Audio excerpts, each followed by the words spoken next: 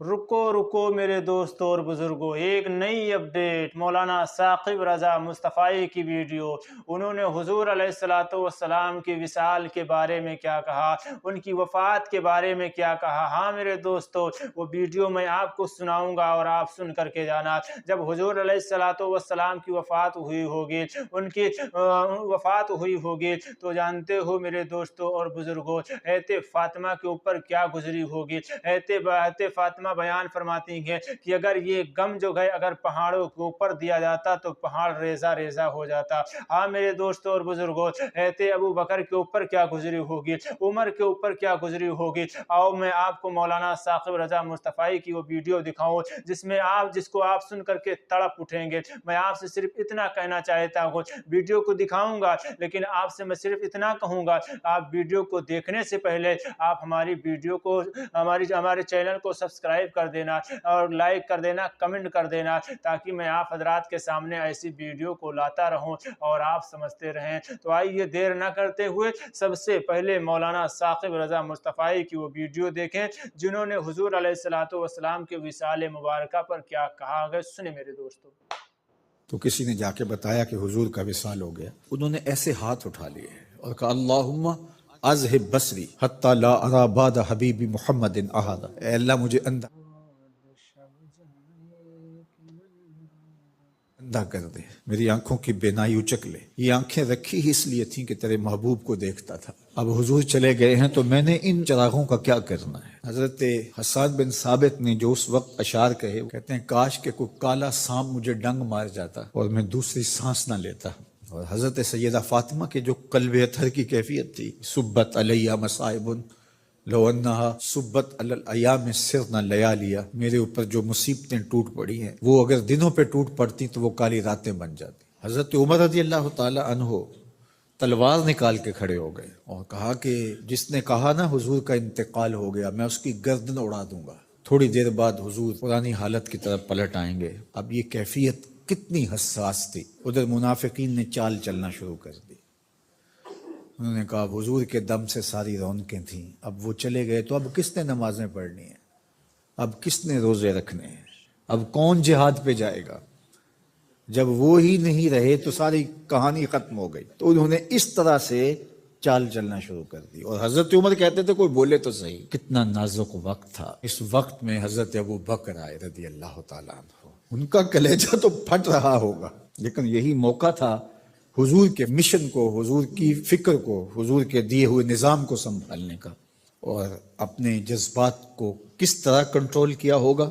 اپنے آپ کو پوری طرح سنبھال کر کے لوگوں میں آئے اور دیکھا کہ لوگ جمع ہیں اور حضرت عمر رضی اللہ تعالیٰ عنہ غصے میں تلوار لہرا رہے ہیں۔ خبردار اگر کسی نے کہا کہ حضور کا انتقال ہو گیا تو آپ ایک اونچی جگہ پہ کھڑے ہوئے، لوگوں کو متوجہ کیا۔ حضرت صدیق اکبر رضی اللہ تعالیٰ عنہ کا اس وقت کا جو خطبہ ہے، اس نے اس وقت اسلام کو سنبھالا جب منافق بڑی باریک چال چل رہے تھے۔ اب حضرت ابو بکر آئے اور کھڑے ہوئے، کہا لوگوں مجھے بتاؤ تم اللہ کی عبادت کرتے تھے یا رسول اللہ کی عبادت کرتے تھے؟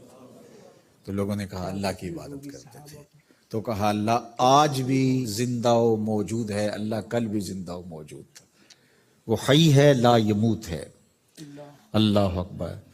پھر انہوں نے وہ آیت کریمہ پڑھی وما محمد الا رسول قد خلت من قبلہ الرسل، اور صحابہ فرماتے ہیں ہمیں لگا کہ جس طرح یہ نازل اسی وقت کے لیے ہوئی تھی۔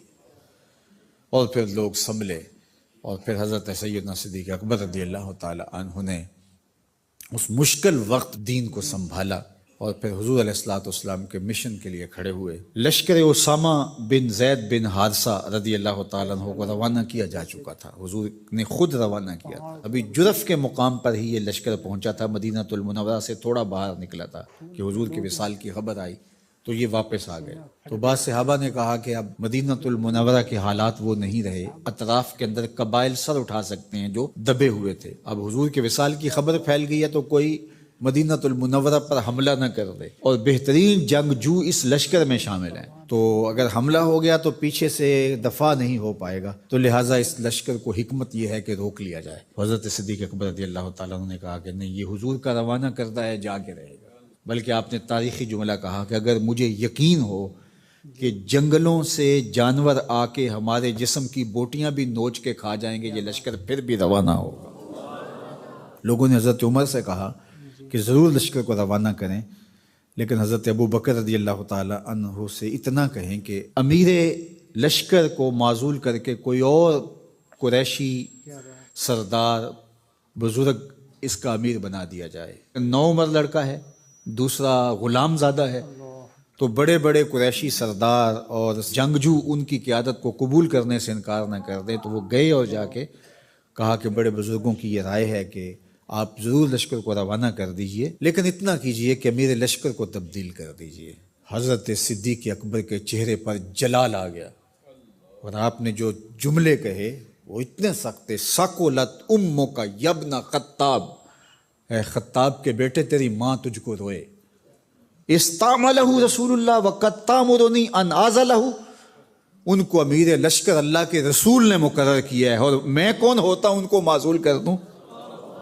کہا لشکر جائے گا، اسامہ بن زید کی قیادت میں جائے گا، جس نے جانا ہے جائے، جس نے نہیں جانا میں کوئی پرواہ نہیں ہے، چونکہ ان کو امیر لشکر اللہ کے رسول نے مقرر کیا۔ اللہ اکبر۔ پھر جب لشکر اسامہ کو روانہ کیا حضرت صدیق اکبر نے، تو حضرت اسامہ کے گھوڑے کی باکھ اپنے ہاتھوں سے پکڑی اور اسامہ کو اوپر سوار کیا رضی اللہ تعالیٰ عنہ کو، اور نیچے ساتھ پیدل چلے۔ اللہ اکبر۔ اور ساتھ یہ کہتے جاتے تھے اسامہ تو وہ ہے جس کو میرے رسول نے مقرر کیا ہے۔ اور پھر یہ لشکر کامیاب اور بامراد ہو کے لوٹا۔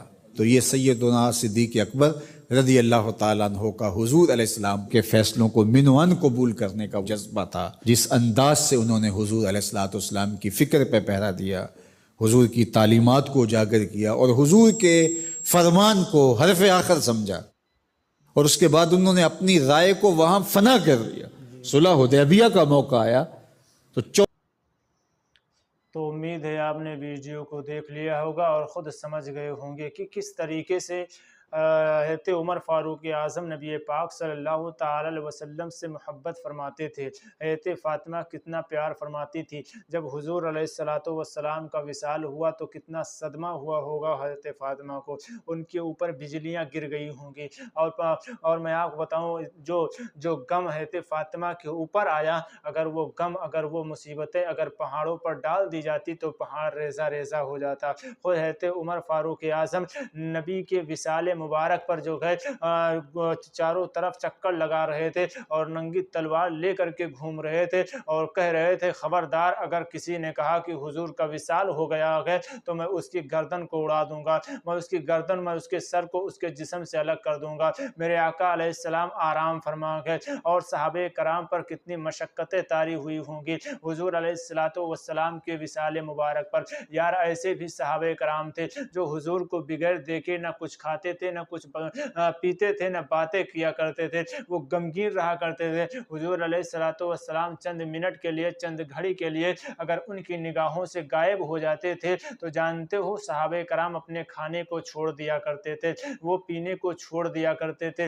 یار بے انتہا نبی پاک سے پیار فرماتے تھے، اور پھر پیار کیوں نہ فرمائیں یار، حضور علیہ السلام سے جو انہوں نے محبت کی ہے، اور حضور علیہ السلام نے جو ان کا ساتھ دیا گئے، ان کو اچھا راستہ دکھایا گئے، ان کو اچھے راستے پر چلایا گئے، اور انہیں صحابہ کرام کو جنت کی بشارت بھی دی گئے، اور ان کے ساتھ یار اچھا سلوک کرتے ہیں۔ اگر ہم کسی کے ساتھ اچھا سلوک کریں گے، اچھا برتاؤ کریں گے، تو وہ لوگ ہم سے کتنی محبت کریں گے، ہمارے جانے کے بعد ہمیں مصیبت میں دیکھ کر کے وہ تڑپ جائیں گے۔ ماں اپنے بچے سے کتنا پیار فرماتی ہے، بچے کو ایک خروچ آتی ہے تو ماں چیخ جایا کرتی ہے، ماں کی آواز ماں کا کلیجہ پھٹ جایا کرتا تھا۔ میرے دوستوں اور بزرگوں، یہ صحابہ کرام سے محبت تھی، یہ صحابہ کرام کی محبت تھی جو حضور علیہ السلام کے سے فرماتے تھے، اور ان کے وصال پر ان کو کتنا غم، کتنا صدمہ ہوا ہوگا۔ آپ نے مولانا ثاقب رضا مصطفی کی ویڈیو سے